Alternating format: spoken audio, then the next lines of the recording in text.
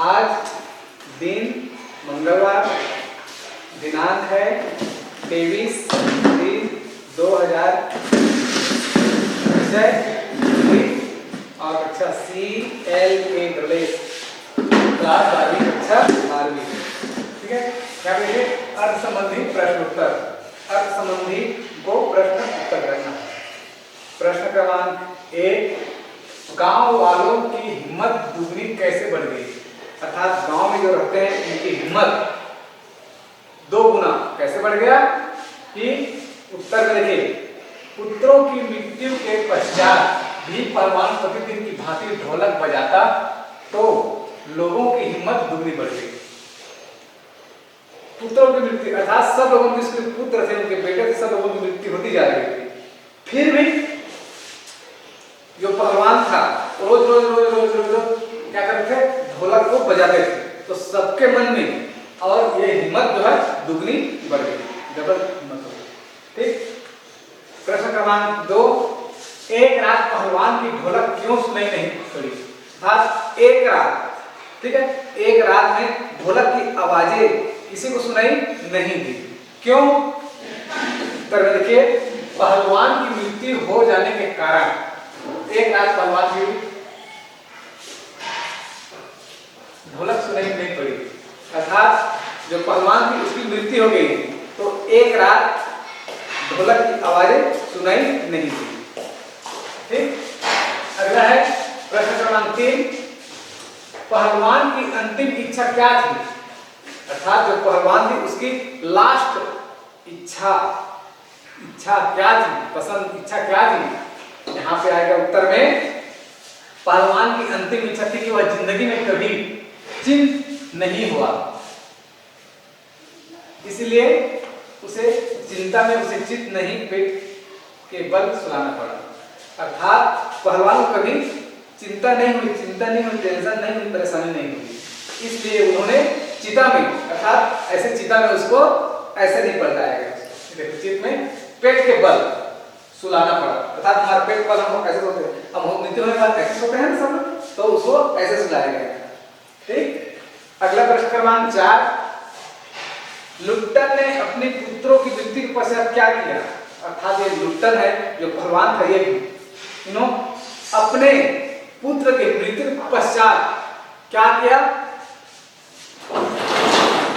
यहाँ पे देखिए उत्तर में, लुट्टन ने अपने पुत्रों की मृत्यु के पश्चात राजा श्यामानंद की दी हुई रेशमी जांघिया पहनकर सारे शरीर में मिट्टी लगाकर थोड़ी कसरत और दोनों पुत्रों को कंधों पर लाद कर नहीं बहा दिया नदी में।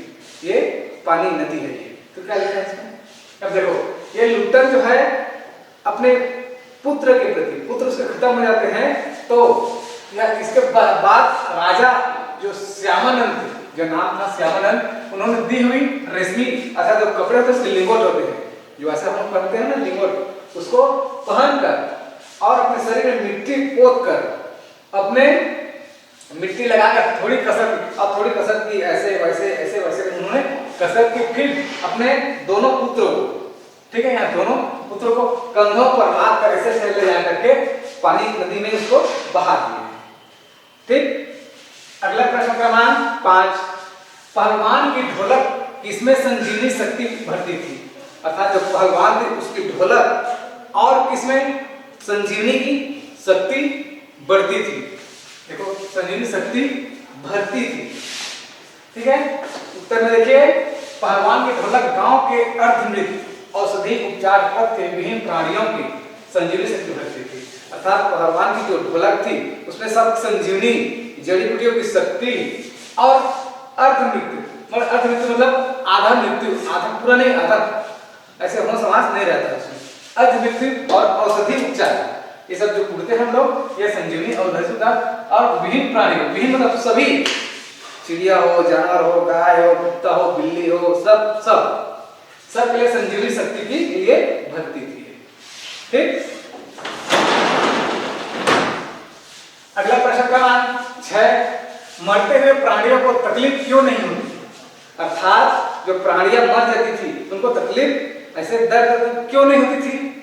क्योंकि मरते हुए प्राणियों को आंखों के सामने दंगल का दृश्य नाचते नाचने लगता था और उन्हें तकलीफ नहीं होती थी। अर्थात जो प्राणी मरते हुए तो उनके आंखों के सामने में दंगल जो मैदान होता था, ठीक है, उनके सामने में उसको नाचने लगता था, उसके दृश्य, उसके फोटो, उसके जो चित्र रहता था वो नाचने लगता था ऐसे, तो इसलिए उसको तकलीफ नहीं होती थी। अगला प्रश्न क्रमांक 7, पहलवान के बेटों ने अपने पिता के उठा पटक 2 ताल बजाने को क्यों कहा?